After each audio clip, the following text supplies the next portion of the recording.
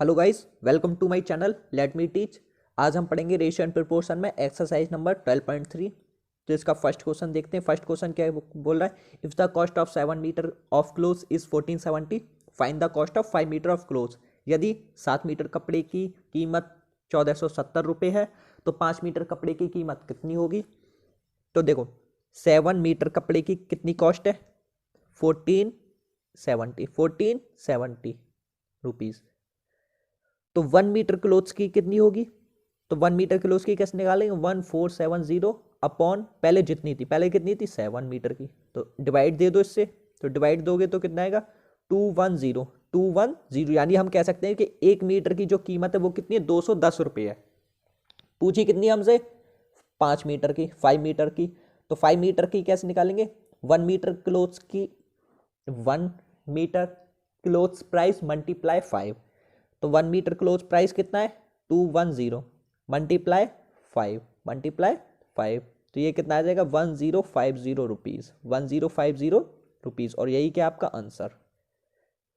अब देखो next question, question number 2 क्या बोला, Ekta earns 3000 in 10 days, how much will he earn in 30 days. यदि एकता 10 दिन में 3000 रुपये कमाती है तो 30 दिन में कितना कमाएगी।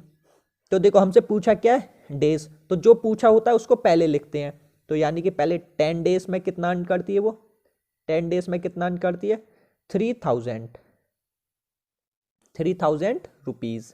तो 1 डे में कितना अर्न करेगी, 1 डे में अर्न करेगी 3000 अपॉन जो 10 डेज में करती थी अपॉन 10 इक्वल इसका डिवाइड दो। तो कितना आ गया 300, कितना आ गया 300 रुपीज़। यानी कि एक दिन में सिर्फ 300 रुपये कमाती है। तो हमसे पूछा क्या है कि वो 30 दिन में कितना कमाएगी। तो हमसे पूछा क्या 30 डेज, तो 30 डेज तो 1 डे कितना कमाती है 300 मल्टीप्लाई कितने दिन का पूछा है 30 का, तो मल्टीप्लाई कर दो तो कितना आ गया 1 2 3 9,000 रुपये, कितना आ गया 9000 रुपीज़, 9000 और रुपीज़। और यही क्या आपका आंसर।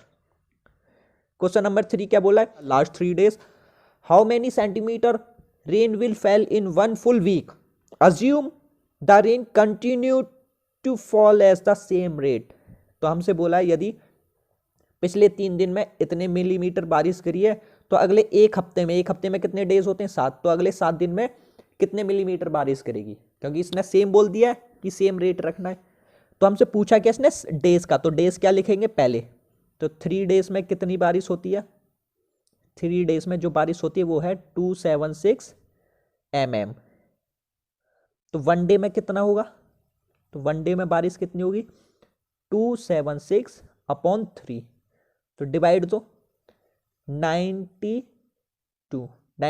mm, तो एक दिन में इतनी बारिश होती है। तो उसने पूछा क्या है 7 दिन, पूरा एक वीक में 7 डेज होते हैं तो 7 डेज पूछा है। तो 7 डेज इक्वल 92 जो एक दिन में होती है मल्टीप्लाई 7, तो मल्टीप्लाई करो 4 63 एंड 65, तो 654 mm इतना मिलीमीटर बारिश गिरेगी 7 दिन में। ओके, आई होप ये समझ में आ गया होगा। तो फोर्थ क्वेश्चन क्या बोला हमसे, फोर्थ क्वेश्चन बोला cost of 5 kg of wheat इतना इतना, तो what will the cost of 8 kg of wheat. यदि 5 kg का प्राइस इतना है तो 8 kg का प्राइस कितना होगा। तो मैंने बताया जो पहले पूछता उसको फर्स्ट लिख लो, kg पूछा है तो हम क्या लिखेंगे 5 kg इक्वल कितना प्राइस दे रखा है 91.50 रुपीज़। तो 1 kg का कितना प्राइस हो गया, 1 kg का निकालेंगे तो 91.50 अपॉन 5, तो इसको डिवाइड करेंगे तो 5148.30 18.30 रुपीज़, ये कितने का प्राइस हो गया, ये हो गया 1 kg का। और हमसे पूछा कितना 8 kg का प्राइस, कितने का पूछा 8 kg का, तो इसका निकालेंगे 8 मल्टीप्लाई 18.30, इसकी मल्टीप्लाई कर दो और जो मल्टीप्लाई करके आएगा वही क्या होगा आपका आंसर, वही क्या होगा आपका आंसर इन दोनों की मल्टीप्लाई करने के बाद। अब देखो इसी का बी पार्ट क्या बोल रहा है इसका, what quantity of wheat can be purchased in ₹183। यदि 91.5 रुपीज़ में 5 किलो चावल आ जाते हैं तो 183 में कितना आएगा, सॉरी गेहूँ, तो 183 प्राइस में कितने किलो आएंगे, कितने किलो गेहूं आएंगे। तो देखो हमने करेंगे, मैंने क्या बोला, जो पूछता उसको पहले लिख लो। तो हम 91.50 रुपीज़ में कितने गेहूं आ रहे हैं, 5 kg। कितना आ रहे हैं, 5 kg। तो 1 रुपीज़ में कितने आएंगे, तो 1 रुपीज़ निकालेंगे तो कैसे करेंगे, 5/91.5 kg। इतना kg कितने में आएगा, ये 1 रुपीज़ में आएगा, कितने में आएगा, 1 रुपीज़। और हमसे पूछा कितना है, 183 रुपीज़ में कितना आएगा, तो ये आएगा 5/91.50 मल्टीप्लाई 183 रुपीज़, 183 रुपीज़। तो हम इसको सॉल्व करेंगे तो कितना आएगा, तो ये आएगा 183 रुपीज़, और इसको सॉल्व करके आएगा 10 kg। कितना आएगा, 10 kg, यानी कि 183 रुपीज़ में वो 10 kg गेहूँ खरीद सकता है। अब देखो नेक्स्ट क्वेश्चन, नेक्स्ट क्या, फिफ्थ क्वेश्चन। तो फिफ्थ बोला the temperature dropped 15 degree Celsius in last 30 days. 30 दिन में इतने डिग्री सेल्सियस टेम्परेचर गिरा है। The rate of temperature drop the same, how many days will the temperature drop in the next 10 days. तो अगले 10 दिन कितना गिरेगा, तो अगले 10 दिन में कितना गिरेगा। तो देखो, तो डेज पूछा पहले, तो हम लिखेंगे 30 डेज इक्वल कितना टेम्परेचर गिरा है, 15 डिग्री सेल्सियस, 15 डिग्री सेल्सियस गिरा है। तो वन डे में कितना गिरा होगा, तो वन डे का देखें तो वन डे में कितना गिरा होगा, 15/30। तो इसको कट करेंगे तो 1/2 डिग्री सेल्सियस इतना गिरा होगा वन डे में, ठीक है। तो 10 डेज में कितना गिरा होगा, तो 10 डेज का निकालेंगे तो 1/2 मल्टीप्लाई 10, तो ये कट गया। तो कितना गिरा होगा, 5 डिग्री सेल्सियस, 5 डिग्री सेल्सियस। और यही क्या आपका आंसर। आई होप ये क्लियर हो गया होगा। अब देखो क्वेश्चन नंबर 6। क्वेश्चन नंबर 6 क्या बोला है, शैना पेज इतने rupees for 3 months, how one does he to pay for a whole year. 3 महीने में कितना पे करती है, 15,000 रुपये। कितना पे करती है, 15,000 रुपये। तो उसने पूछा है कि होल ईयर, तो होल ईयर, एक ईयर में कितने मंथ्स होते हैं, तो देखो एक ईयर में कितने मंथ्स होते हैं, 12 मंथ्स।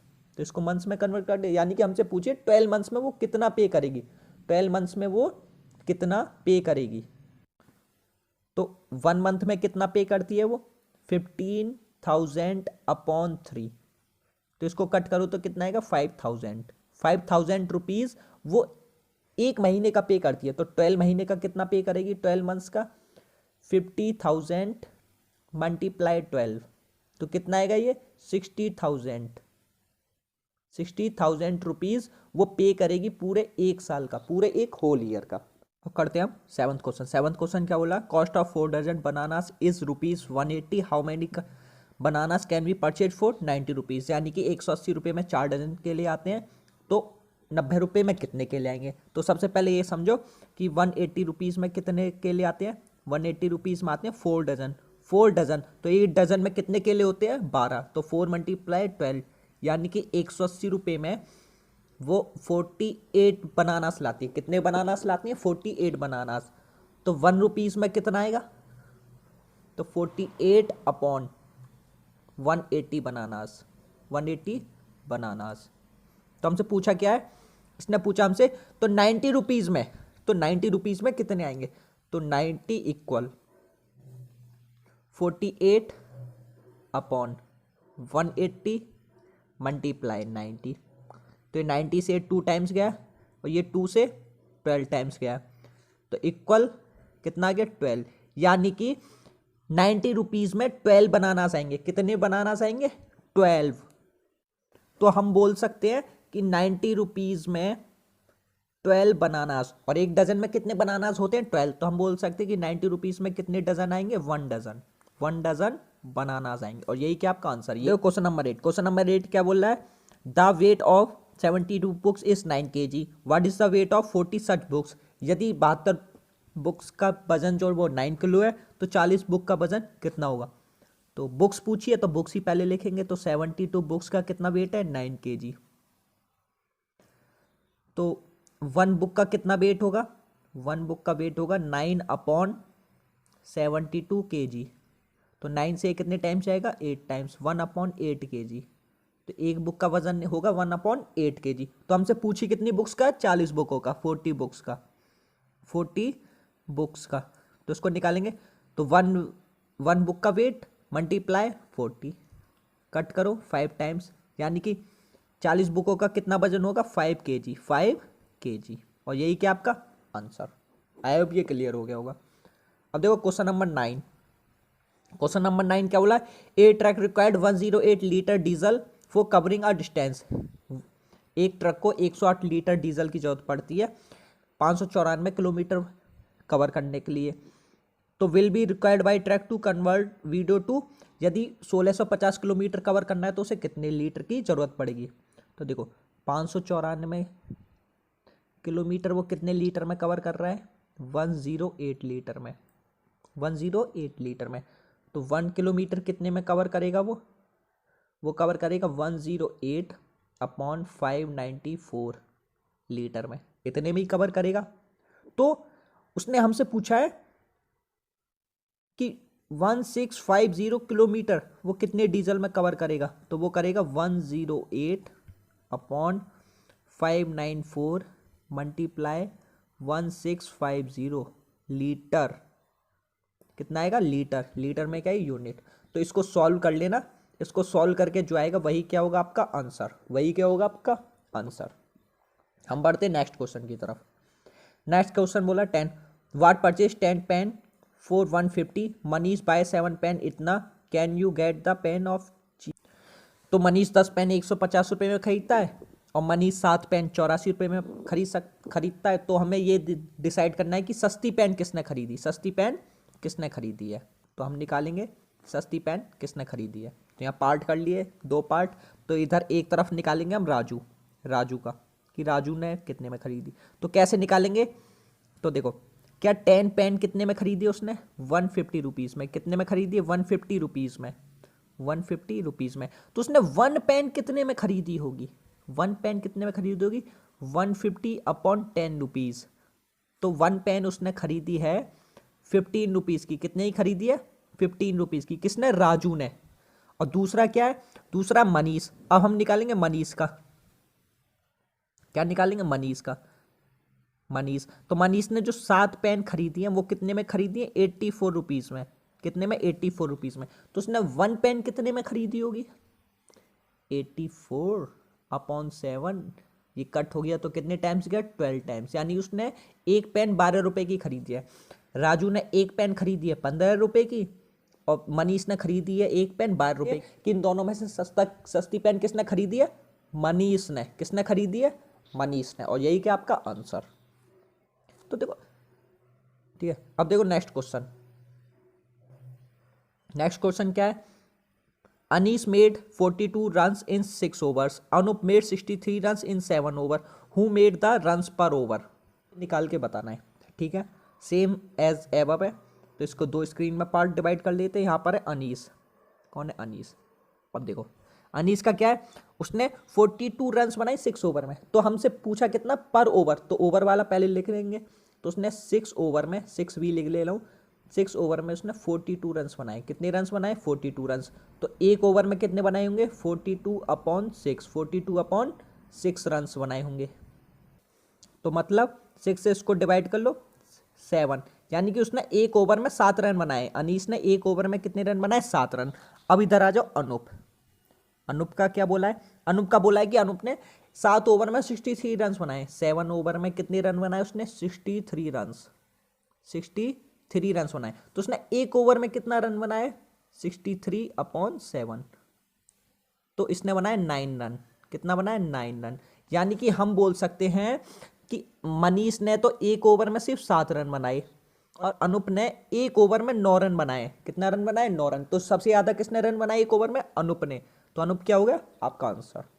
आई होप यहां तक आप सभी का क्लियर हो गया होगा।